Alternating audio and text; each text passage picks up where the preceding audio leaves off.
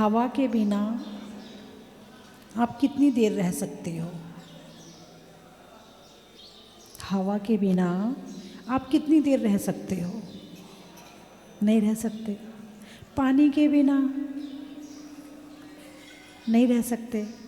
अच्छा, हवा के बिना नहीं रह सकते। तूफान आ जाए तो?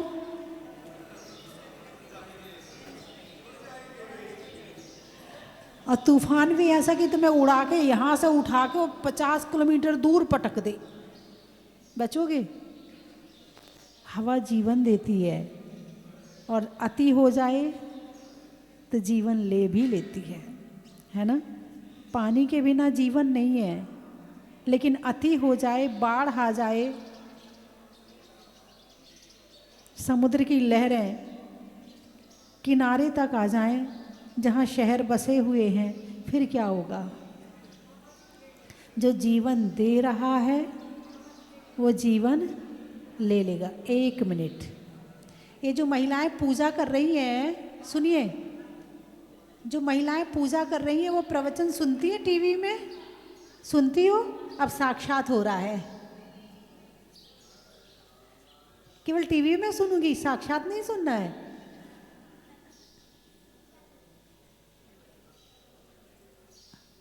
यही तो विडंबना है। किसी चीज़ को पाने के लिए कितनी मेहनत करते हैं और जब वो मिलती है तो कहीं और लग जाते हैं।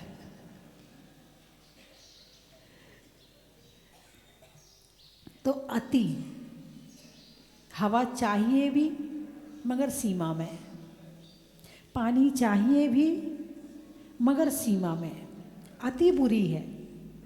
बैलेंस बनाकर जीवन चलाओगे तो जीवन बहुत अच्छा चलेगा, और जीवन में बैलेंस नहीं बनाओगे तो जीवन बिखर जाएगा। नदी पहाड़ों से निकल के समुद्र में पहुंचती है। कब? जब 2 तटों के बीच बहती है, यानी संयम के साथ में। किसके साथ में? संयम के साथ में। यदि वो तटों के बंधन को तोड़ दे तो कहीं भी बिखर जाएगी, मंजिल तक नहीं पहुंच पाएगी। तो ये प्रकृति हमें शिक्षा देती है कि हमें अपने जीवन में संयम बहुत ज़रूरी है। हम कोई भी क्रिया करते हैं, हर क्रिया में बैलेंस ज़रूरी है, और भगवान महावीर ने उस बैलेंस का नाम दिया है समिति। क्या नाम दिया है? समिति। बोलना ज़रूरी है मगर समिति के साथ, चलना ज़रूरी है मगर समिति के साथ, बैठना उठना ज़रूरी है मगर समिति के साथ, है ना? भोजन ज़रूरी है मगर समिति के साथ। कोई भी काम करते हो बैलेंस होना चाहिए। जब तक उस क्रिया में बैलेंस नहीं होगा तब तक वो क्रिया आपके लिए दुखदाई बन जाएगी। इसीलिए भगवान महावीर ने कैसे चलना, कहाँ चलना, कब चलना सिखाया है। क्या बोलना, कितना बोलना, कहाँ बोलना सिखाया है। क्या खाना, कितना खाना, क्यों खाना, कब खाना सिखाया है। और जिसने सीख लिया है उसका जीवन बढ़िया, और जिसने नहीं सीखा है तो क्या सोचते हो? बढ़िया ना। भोग के साथ रोग है। क्या? भोग के साथ रोग है। यदि भोगों को सीमित नहीं किया तो ये रोग बन जाएंगे, और जो रोग है वो आपको दुखी कर देगा। बात समझ में आई कि नहीं आई? भोग के साथ में रोग है, और भोगों को यदि कंट्रोल नहीं किया, भगवान महावीर ने 2 तरह के धर्म बताए, श्रावक धर्म और मुनि धर्म। 2 तरह के धर्म बताए हैं। यदि आपके अंदर पूर्ण रूप से छोड़ने की ताकत है तो मुनि धर्म अंगीकार कर लो, और यदि आपके अंदर पूर्ण रूप से छोड़ने की ताकत नहीं है तो श्रावक धर्म अंगीकार कर लो। उसमें भी सीमा बना दी है। बोलना जरूरी है ना, बिना बोले नहीं रह सकते। मगर क्या बोलना, कितना बोलना, कैसे बोलना, किससे बोलना, क्यों बोलना जरूरी है। कि पूरे दिन तिजोरी खुली छोड़ देते हो? नहीं। कब निकालते हो? ताला लगाते हो नहीं लगाते हो? लगाते हो ना। चाबी कहाँ रखते हो? नहीं, मुझे मत बताओ, पड़ोसी सुन लेगा, मुझे तो कुछ नहीं होगा, आपका गड़बड़ हो जाएगा। छुपा के रखते हो, है ना। ये जो दोनों ओंठ है ना और ये 32 दांत हैं, ये क्या है? ये दरवाज़ा है। ताला लगेगा इससे, ताला मन लगाएगा। इसमें वो वाली कुंडी नहीं लगाई गई है कि ऐसे लगा के उस पर ताला लगा दो, लेकिन इस पर दांत और मुंह ओंठ दिए हैं। आँखों पर पलकों का पर्दा है, नाक पर नहीं है, नहीं तो तुम्हें दिन भर खोल के रखना पड़े और कभी खोलना भूल जाओ तो कहे काम से। इसलिए नाक पे पर्दा नहीं है, कान पे पर्दा नहीं है। कान पे भी, और कान को इस तरह से बनाया है कि तुम यदि पानी में डुबकी भी लगा लो तो पानी तुम्हारे कान में जाने वाला नहीं है। आप प्रकृति की रचना देखो, कान को इस तरह से, हाँ तुम टेढ़े मेढ़े होकर डलवा लो वो बात अलग है, लेकिन यदि तुम सही तरीके से डुबकी लगाओगे तो कान में पानी नहीं जाएगा। विचार करो, आप जो काम करते हो उसमें कितनी क्वालिटी है और प्रकृति जो काम करती है उसमें कितनी क्वालिटी है। तो मुख पर 2-2 पर्दे हैं, 2-2 दरवाजे हैं, 32 दांत हैं। कितने? 1-2 नहीं है, 32 दांत हैं। अभी भी बंद नहीं किया मुंह, चलो ओंठ लगा दिए, अब तो बंद करो। सो के उठ के जो कुछ तो रात को सोते सोते भी खोल के ही सोते होंगे। खराटे लेने में मुंह भी तो खोलना पड़ता है, है? मुंह तो बंद ही नहीं होता है। और जबकि ये 2-2 दरवाजे इसीलिए दिए हैं कि इसको बंद रखो, जब ज़रूरत हो तब खोलो। जैसे तुम अपना तिजोरी, तुम अपनी अलमारी कब खोलते हो, ऐसे ही इस मुख को तब खोलो जब ज़रूरत हो। जब आपको पूजा करना हो, खूब गा गा के करो, खूब बोलो, इतना बोलो कि मन प्रसन्न हो जाए। जब आपको भजन गाने हो तो अपना मुंह खोलो। जब आपको संतों की प्रशंसा करनी हो या किसी अपनों की या किसी और की प्रशंसा करनी हो तो अपना मुंह खोलो। जब आपको कोई अच्छी बात किसी को सिखानी हो तो अपना मुंह खोलो। जब किसी को कोई रास्ता दिखाना हो तो अपना मुंह खोलो। इनमें तो खुलता नहीं है। पूजा भी करेंगे तो मन मन में हो जाएगी, उसमें मुंह नहीं खुलेगा। अभी कहेंगे भजन गाने के लिए इतने जने बैठे हैं, अभी कह दो कि आओ एक जने भजन करके मंगलाचरण कर दो, तू करना, मुझे नहीं आते, तू करना, मुझे भी नहीं आते। हाँ, हमारी उषा जी बैठी कर रही है, हाथ उठा रही है, मैं गा सकती हूँ। बहुत कम लोग हैं जो इस मुख का सदुपयोग करते हैं। सुबह से शाम तक व्यर्थ की बातों में ही ये मुंह चलता है। अभी धर्म चर्चा करने कहेंगे तो कितने लोग धर्म चर्चा कर पाएंगे, भजन गाने कहेंगे तो कितने लोग भजन गा पाएंगे, किसी की प्रशंसा करने कहेंगे कि उनकी प्रशंसा में 10 बातें बोलिए, एक भी मुश्किल से बोल दो तो नहीं, हाँ ठीक है, अच्छा है, ठीक है, अच्छा है। अरे कुछ तो बोलो कि उसके अंदर क्या क्वालिटी है, नज़र ही नहीं आती। बुराई के अलावा किसी में कुछ और नज़र आता ही नहीं है। अभी बुराई पूछो उनसे तो 10 लिस्ट तैयार कर देंगे पूरी, वो ऐसा करता है, वो ऐसा बोलता, वो ऐसा करता।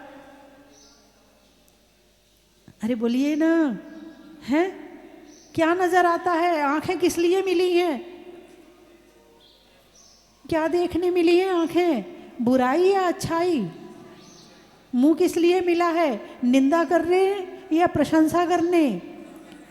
क्या कर रहे हो? किसी की निंदा की बात चल रही हो तो देखो कितना इंटरेस्ट आता है। घर जल्दी भी जाना, कोई कहेगा बहन आज एक पूजा ज़्यादा कर लेते, नहीं नहीं मुझे तो घर जल्दी जाना है। और बाहर जाके कोई 3 जने किसी की बुराई कर रही थी, खड़ी हो गई, बता ना बता इसके बाद फिर क्या हुआ। नहीं देख, सुनना है तो हम तो आराम से ही बताएंगे, चल ठीक है कोई बात नहीं, उसको घर का काम तो बाद में कर लूँगी। पूरी सुन के जाओगे। पूजा में देर हो रही है, प्रवचन में देर हो रही है, अच्छे काम में देर हो रही है, अच्छे काम में टाइम नहीं है, और बुरे काम के लिए तुम 4 घंटे बिठा लो इन्हें, आराम से बैठ जाएंगे। मोबाइल में कितने लोग हैं जो अच्छी चीज़ देखते हैं कि जिससे शिक्षा मिले, जिससे ज्ञान बढ़े, जिससे पाप ना लगे। ऐसे कितने लोग हैं जो मोबाइल में ऐसी चीज़ देखते हैं। बात समझ में आ रही कि नहीं आ रही? भगवान महावीर ने क्या कहा? देखो मगर विवेक से, बोलो मगर विवेक से, सुनो मगर विवेक से, जियो मगर विवेक से।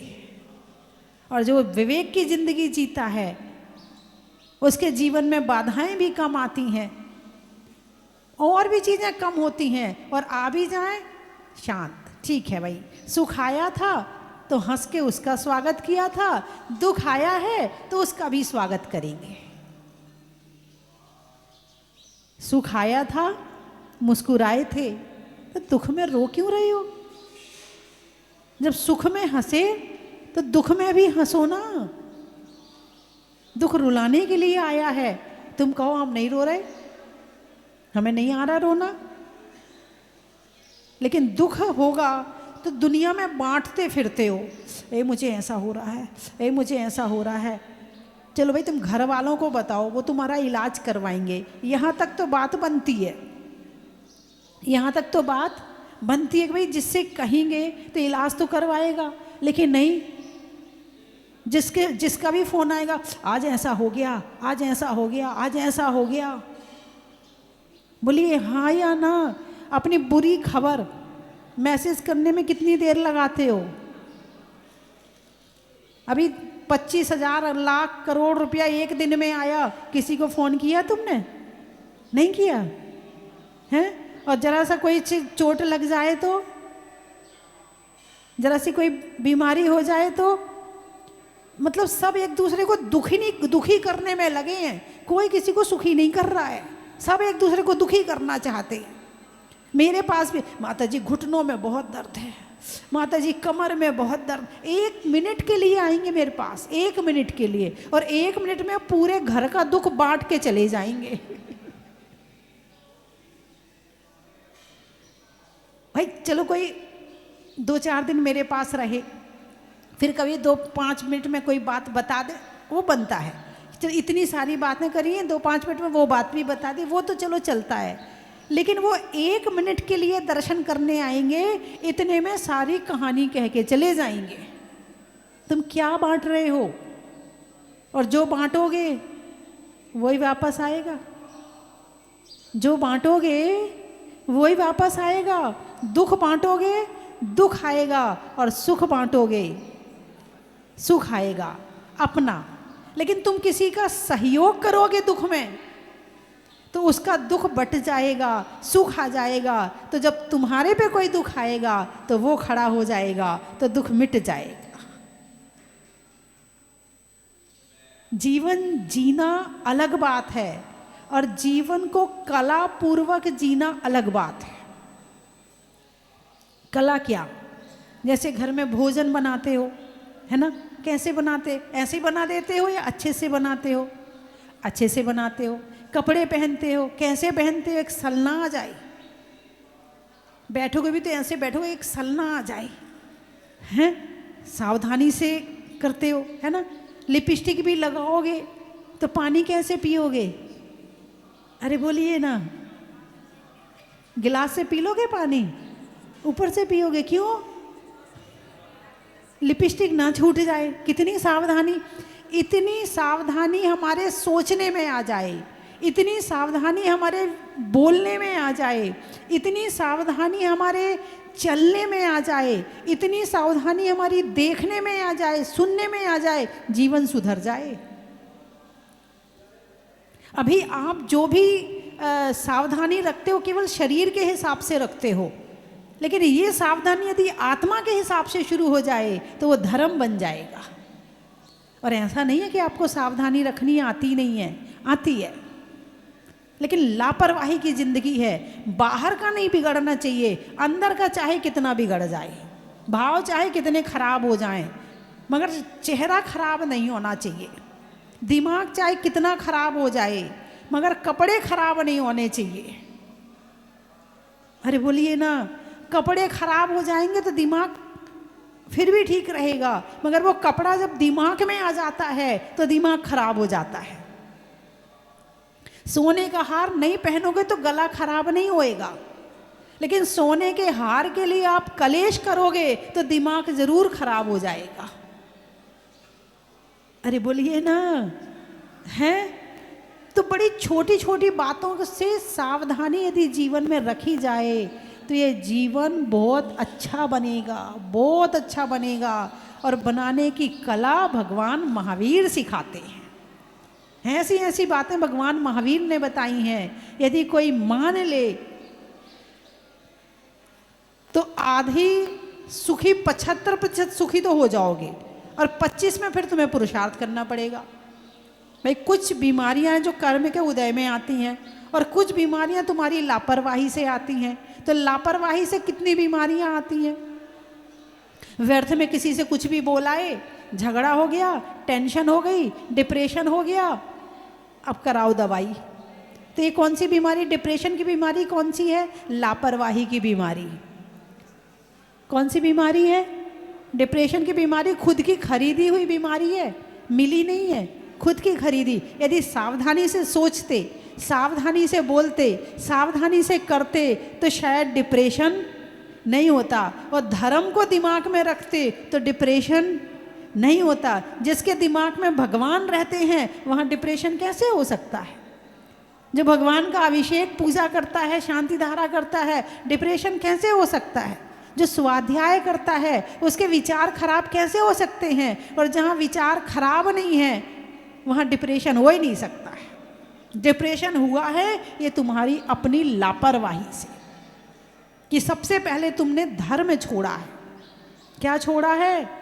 धर्म। धर्म विल पावर देता है, धर्म मानसिक शांति देता है, धर्म हमें जीवन जीने की कला सिखाता है, धर्म हमें बुराइयों से बचाता है। और यदि धर्म को छोड़ दिया तो फिर तो भोग रोग बन जाएंगे। क्या भाई, धर्म को छोड़ा तो बचा क्या? भोग, खाने का भोग, देखने का भोग, सुनने का भोग, सूंघने का भोग, स्पर्शन इंद्री का भोग। और भोग में जब डूब गए तो अति हो गई, और अति की इति होती है। हवा जब तक थी तब तक आप बहुत अच्छे से बैठे हैं, और तूफान आ गया तो खिड़की दरवाजे बंद कर दिए, और ऐसा तूफान आया कि खिड़की दरवाजे तोड़ के अंदर आ जाए। तो जो भोग है ना, ये तूफान बन के आ रहे हैं वर्तमान में। इस समय भोगों का तूफान चल रहा है, और इस तूफान से बचना चाहते हो तो धर्म के घर के अंदर आना जरूरी है। धर्म की मजबूत दीवार जिसके पास में नहीं है वो इन भोगों के तूफान में उड़ जाएगा, और कहाँ गिरेगा पता नहीं है।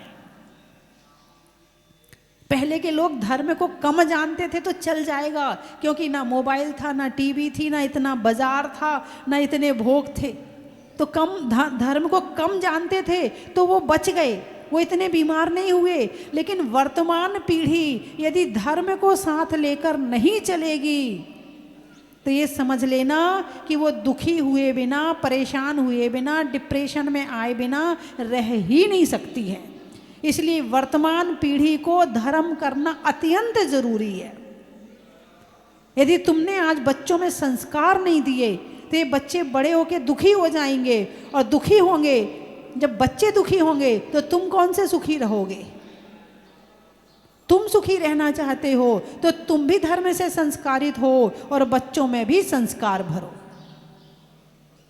तो बोलना सीमा में, चलना सीमा में, चलने को, ठीक से चलने को एरिया समिति कहते हैं। क्या कहते हैं इसको? ईरिया समिति। और हित मित प्रिय वाणी बोलने को भाषा समिति कहते हैं। क्या कहते हैं? भाषा समिति। यदि भाषा समिति हो ना तुम्हारे पास, तुम्हारे घर में लड़ाई झगड़े ना हो, तुम्हारे घर में सास बहुओं के लड़ाई झगड़े ना हो, पति पत्नी के लड़ाई झगड़े ना हो, यदि भाषा समिति आ जाए तो। अवध की भाषा सुनी आपने? नहीं सुनी? बड़ी मीठी भाषा है। जब वो लड़ते हैं ना तो जी जी करके लड़ते हैं, जी जी करके। लड़ने में भी जी का प्रयोग करते हैं, लड़ने में भी। यदि वो लड़ भी रहे हो ना तो ऐसा लगता है ये बड़े प्यार से बात कर रहे हैं। और हरियाणा, यूपी, राजस्थान, यदि ये बोल भी रहे हो ना, क्या हुआ है? कई बार तो मुझे लगता है लोग कितनी लड़ाई हो गई, जरा देखना, जरा बाहर जाके लड़ाई हो गई क्या, पता चलता वो तो बात कर रहे हैं। भाषा समिति बहुत जरूरी है। यदि लड़ाई में, गुस्से में जिसने भाषा समिति का प्रयोग कर लिया, उसकी पहाड़ जैसी लड़ाई राई जैसी हो जाएगी, तिल जैसी हो जाएगी। और जिसके पास भाषा समिति नहीं है वो तिल का ताड़ बना देगा और राई का पहाड़ बना देगा। भाषा समिति से आधी लड़ाइयाँ तो बची जाती हैं। लड़ाई की, तूने ऐसा क्यों कह दिया, ये कौन सा तरीका है तेरा बोलने का, ऐसे तो बोलते हो। जब एक ने बिना तरीके से बोला तो फिर दूसरा भी बिना तरीके में आ गया। अब दोनों बिना तरीके में आ गए, फिर मामला गड़बड़ हो गया।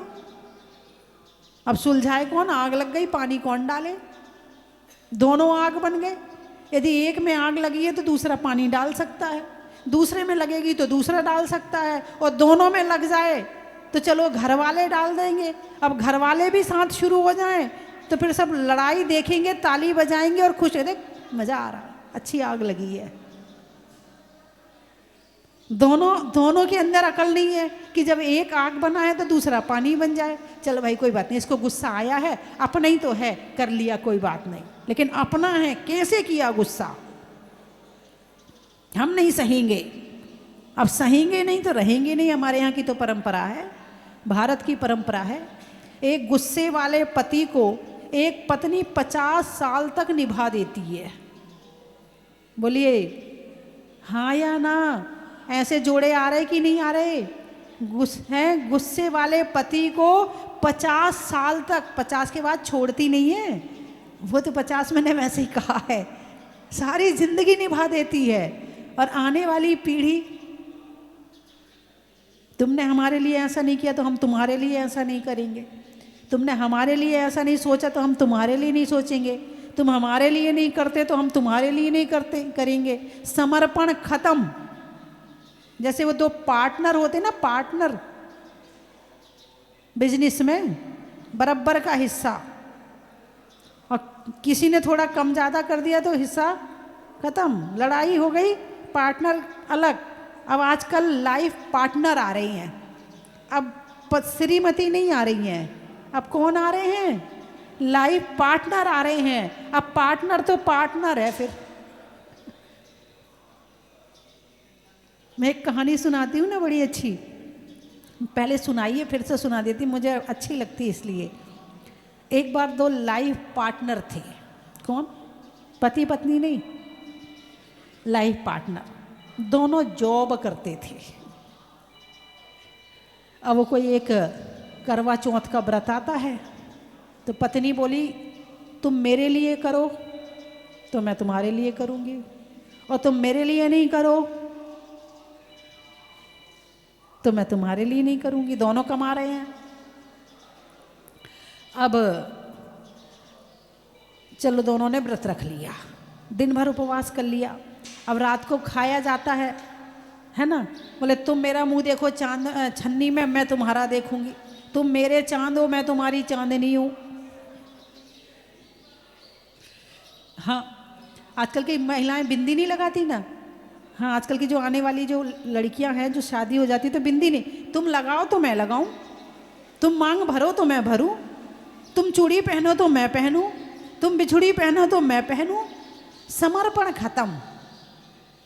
जो पहले समर्पण का जमाना था, लाज शर्म का जमाना था, वो खत्म। जहाँ लाज खत्म, मर्यादा खत्म, जहाँ पर बोलने की मर्यादा खत्म, देखने की मर्यादा खत्म, वहाँ पर रिश्ता टिकने वाले नहीं है। रिश्ता टिकाने के लिए समर्पण अत्यंत जरूरी है, लाज शर्म अत्यंत जरूरी है, मर्यादा अत्यंत जरूरी है। और जब नारी ने अपनी मर्यादा खो दी तो फिर तो विनाश ही विनाश है।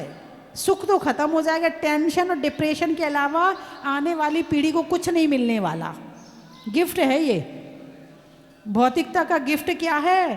टेंशन। क्यों? तुमसे टेंशन हुई तो मोबाइल चलाने बैठ गए, अब 12-12 घंटे मोबाइल चला रहे, क्योंकि किससे कहें, किससे बोले। फिर दूसरा का हुआ, फिर दूसरे से टेंशन, तीसरे। टेंशन के अलावा वर्तमान की पीढ़ी कुछ नहीं कर रही है। या तो जाके नाच लेती है, क्या वो डिस्को बोलते, क्या बोलते हैं, क्लब में नाच कूद लेती है, या शराब पी लेती है, या गांजा पी लेती है। इसमें ही सुख मान रही है और इसमें अपने आप को बड़ा अच्छा समझ रही है। और जो वास्तव में सुखी लोग हैं उनको बैकवर्ड कह रहे हैं। ये वर्तमान, अब जिसकी सोच ही बदल गई है उसको समझाने में बहुत मुश्किल है। अब वो कोई उनका विशेष पुण्य का उदय आए तो ही वे समझ सकते हैं। तो सीता जंगल में राम ने भेजा था ना, धोखे से भेज दिया था ना। अरे बोलिए ना, भेजा था ना। क्या कहा था सीता ने, क्या संदेश भेजा था राम के लिए कि मैंने तुम्हें, ऐसा भेजा था? नहीं, क्या भेजा था कि मेरे स्वामी से जाके कहना कि लोक अपवाद की वजह से तुमने मुझे तो छोड़ दिया है मगर धर्म मत छोड़ देना। ये संदेश भेजा था।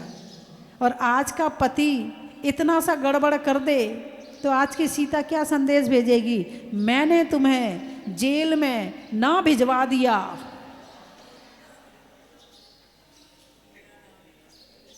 अरे बोलिए ना, हैं? वो सीता जंगल में थी, सालों वर्षों से जंगल में घूम रही थी राम के साथ में। रावण हरण करके ले गया, सोने की लंका और इतना सब कुछ, बहुत डिगाने का प्रयास किया रावण ने, लेकिन सीता नहीं डिगी। डिगी क्या? नहीं डिगी। और आज की सीता होती, अच्छा हुआ तुम ले आए। वहाँ तो जंगलों में भटक रही थी, ना खाने की व्यवस्था ना रहने की व्यवस्था। हाँ, और राम आ जाओ जाओ तुम, हमारी तो व्यवस्था हो गई अब अच्छे से। अब पैसे वाला मिल गया ना। आजकल की लड़कियां किसको चाहती हैं? अच्छे लड़के को चाहती हैं या पैसे वाले को चाहती हैं? पैसे वाले को चाहती हैं। बोलिए हाँ या ना? हैं? तो पैसे वाले को चाहती, तो पैसे को चाहती या पैसे वाले को चाहती हैं? यदि तुम पैसे वाले हो और कोई लड़की तुम्हें चाह रही है, इसका मतलब वो तुम्हें नहीं चाह रही है। पैसा है तो प्यार है, और पैसा गया तो प्यार गया। इंसान की कोई कीमत नहीं रह गई, बस पैसे की कीमत है। यदि कोई तुम्हारी गरीबी में तुम्हारी कीमत कर रहा है तो समझना वो वास्तव में इंसानियत को जानता है। समय हो गया है, बंद करूं? नहीं, बच्चों को अच्छा लग रहा है? अच्छा, तो कल सुन लेना, कल मोबाइल में सुन लेना, टीवी में सुन लेना, मैं आके सुना दूंगी। ऐसी क्या बात है? आप सुनने वाले बनो, मैं सुना दूंगी, ठीक है? तो मोबाइल में सुन लेना, ठीक है? तो टीवी में रोज़ सुनते हैं, साक्षात आज सुना, बहुत बढ़िया। तो बिल्कुल सही बात है कि जब टीवी में सुन लेते हैं तो लगता है अब साक्षात भी सुनना है ना? तो कल यहाँ पर शिलान्यास हुआ और बहुत अच्छा कार्यक्रम हुआ। कलकत्ता वाले परसों भी थे, कल भी थे और आज भी हैं। हाँ, हैं कलकत्ता वाले बहुत यहाँ पर, हाँ नहीं पूरे आते तो पूरे विश्व से हैं। कल परसों जर्मनी से आए थे, कभी दुबई से आते हैं, कभी अफ्रीका से आते हैं, कभी मैं तो नाम ही भूल जाती, इतनी जगह से आते हैं। और जो भी एक बार राजस्थान आने का प्रोग्राम बनाए तो उसकी लिस्ट में ये होता है, अरे बोलिए ना, जहाजपुर जाना है ना। ये कहने की ज़रूरत नहीं है कि जहाजपुर में कितनी ऊर्जा है, ये बताने की ज़रूरत नहीं है। ये तो तुम आओ, खुद देखो और महसूस करके बताओ मुझे कि वास्तव में है या नहीं है। बच्चे बताएंगे अभी आकर के कि आपको क्या महसूस हुआ। ये आ जाइए, तीनों बच्चे आ जाएं, चारों बच्चे आ जाएं, आ जाओ यहाँ पर, आ जाओ। क्योंकि बच्चों को बुलाने के लिए बच्चों को बोलना ज़रूरी है। जब बच्चे कहेंगे तो बच्चे आएंगे, है ना। आ जाओ, तू भी आ जा बेटे।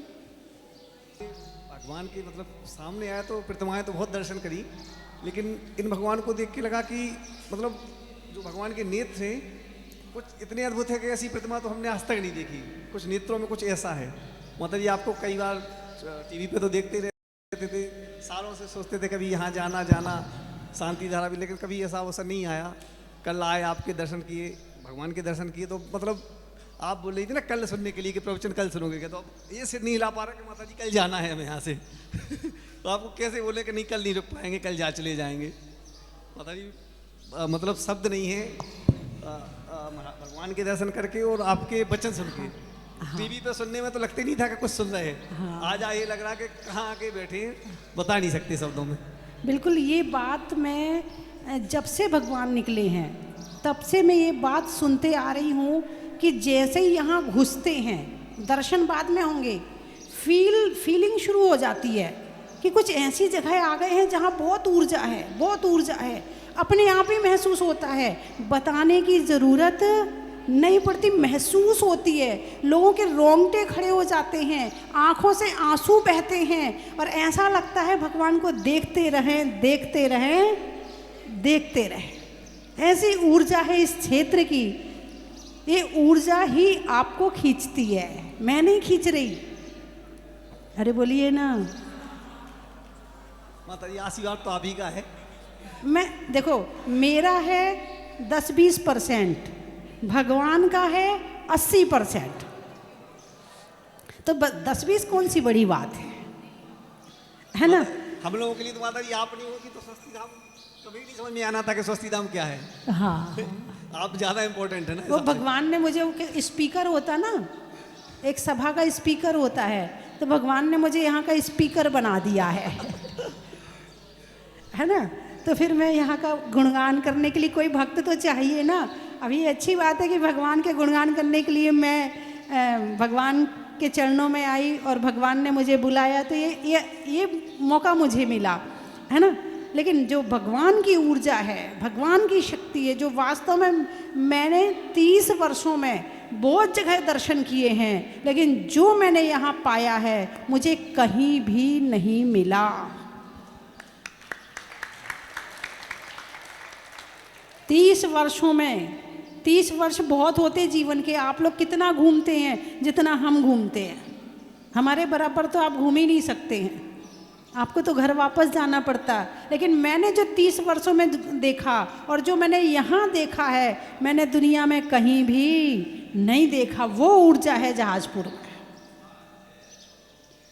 ऐसे नहीं आते लोग, ऐसे नहीं करते लोग, कुछ तो है यहाँ पर,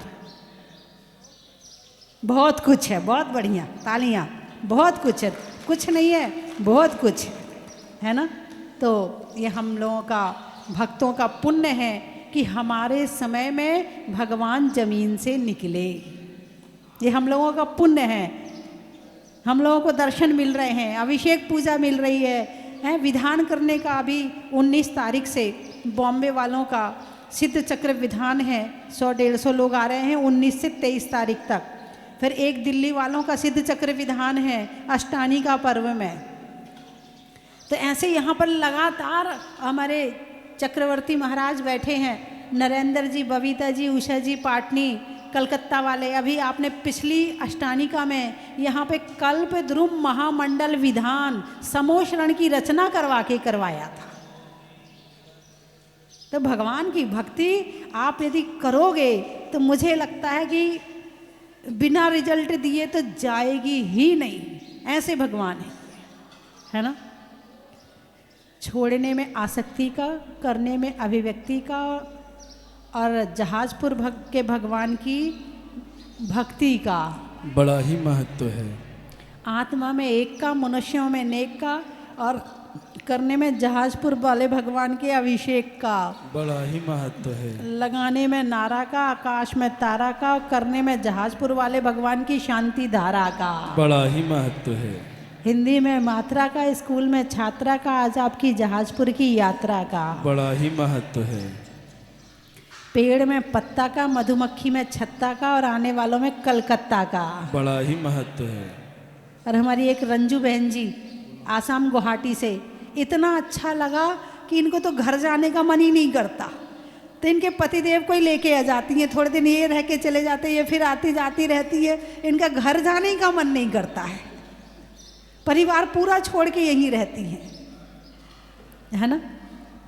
ट्रेन में टीटी का, घर में बेटी का, और आने वालों में गुवाहाटी का बड़ा ही दीपू दीपू, घर में पप्पू का कि भारत में पप्पू का, घर में पप्पू का, नाव में चप्पू का, और आने वालों में दीपू का बड़ा ही महत्व है। इम्फाल, साड़ी में फॉल का, भोजन में दाल का, और आने वालों में इम्फाल का बड़ा ही महत्व है। पुणे, रसोई में तवे का, नहीं बोलने में अवे तवे का, और आने वालों में पुणे का बड़ा ही महत्व है। रतलाम, सुबह के बाद शाम का, सिर दर्द में बाम का, और आने वालों में रतलाम का। नावा, मिठाइयों में मावा का, शादी के शावा का, और आने वालों में नावा का बड़ा ही महत्व है। अनाज में दाने का, इनाम में पाने का, और आपके जहाजपुर जल्दी वापस आने का बड़ा ही महत्व है। जोराट, गाँव में खाट का, बनिया में बाँट का, और आने वालों में जोराट का। गाने में सुर का, नृत्य में नूपुर का, आने वालों में जयपुर शिवपुर का बड़ा ही महत्व। खनिया धाना, रिश्तों में नाना का, पुर्जों में पाना का, आने वालों में खनिया धाना का। महिलाओं में कड़ा का, भोजन में बड़ा का, और आने वालों में भीलवाड़ा का।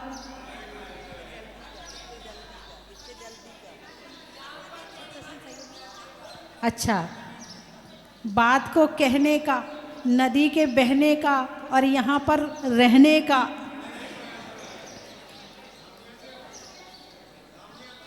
धामनिया, राम की सिया का, सावन में बिया का, और आने वालों में धामनिया। जस जी, गुजरात बड़ौदा वाला परिवार जी, विनोद कुमार जी, रीता जी जैन, मिझौली झाल। इसके बाद चतुर्थ कलश